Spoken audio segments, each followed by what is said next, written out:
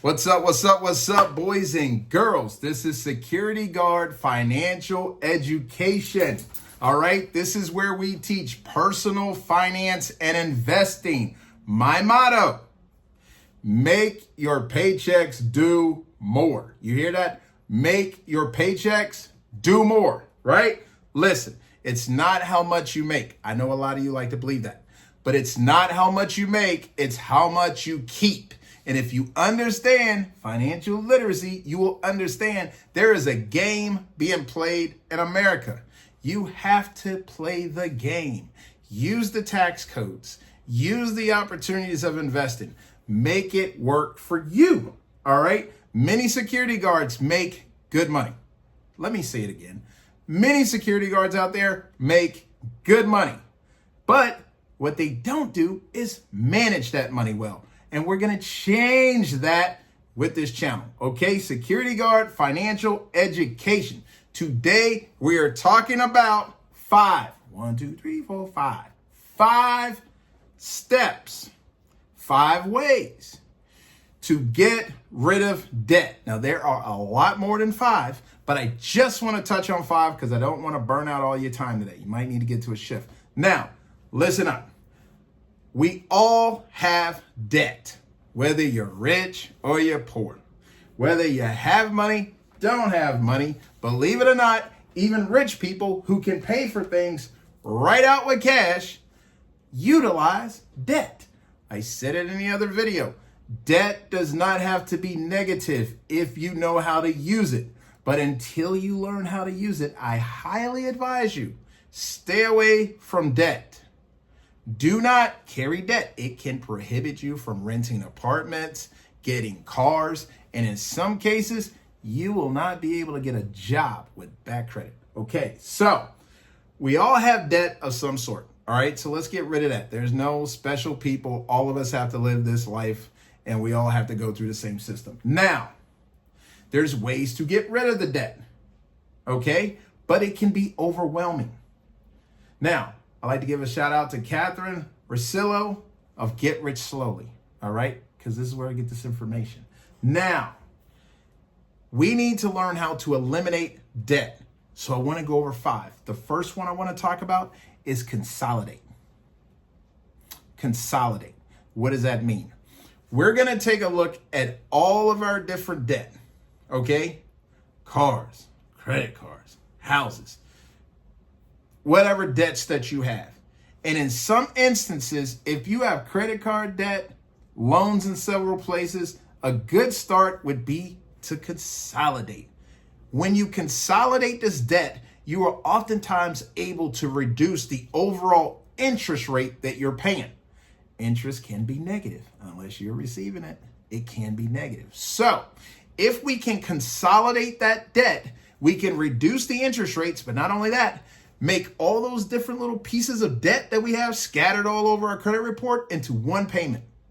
Listen, consolidation allows us to bring everything into one payment, okay? With that one payment, in the reduced interest, we can hit that principal faster to reduce that debt. And the faster we can hit that principal, the faster we can reduce the debt. Number 2, tracking our spending.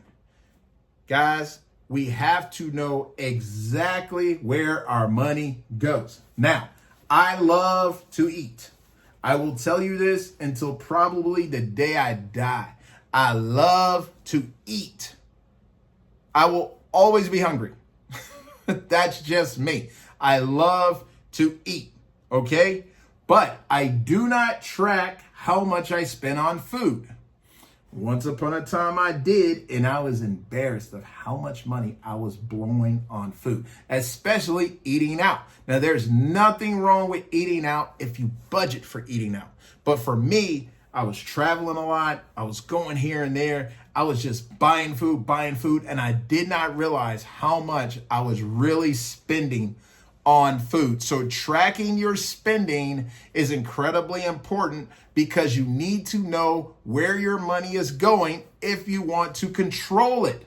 Number 3, we need to make a list of all the debt we owe. I mean everybody. If you owe your mama, if you owe student loan debt, I mean the debt you remember and the debt you don't remember, but your credit report will gladly remind you of this debt. Okay? You need to get a copy of your credit report. I believe you're entitled to one free copy a year. Get a copy of your credit report. Sit down at the kitchen table. We need to write out all the debt that we owe. Okay? When you make a list of the debt, you need to also make a list of what debt needs to be paid monthly and how often that debt needs to be, quote unquote, serviced during the year. When we say service, we're talking about how much we're paying, okay, on regular intervals, so we know how to manage our money to have enough money, capital, dry powder, sitting to the side to pay that debt service, okay? So we need to make a list of all the debt. Number 4, we need to create a budget. We need to put boundaries and limits on what we spend on things in the month. Like, this is how much I can afford to spend on a cell phone bill.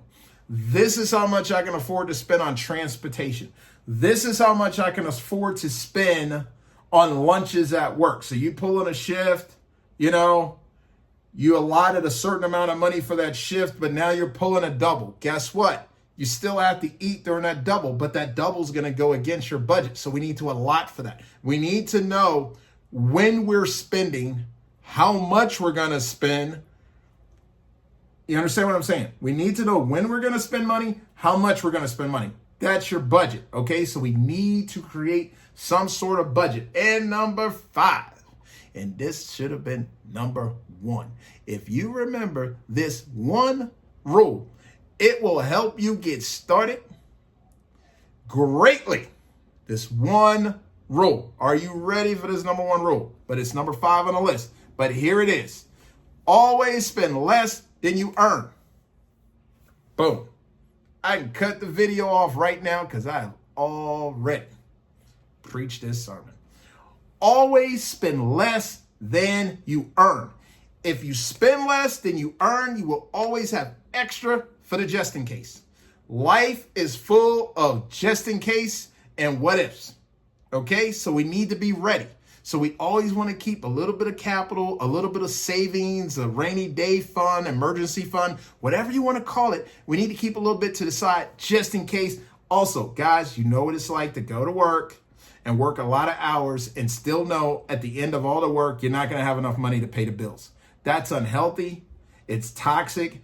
And it's messed up that a human being would have to live like that. But we can pull ourselves out of that situation and live with a level of peace in our heart and minds and actually enjoy being at work and doing the job. All right. So we want to spend less than we earn.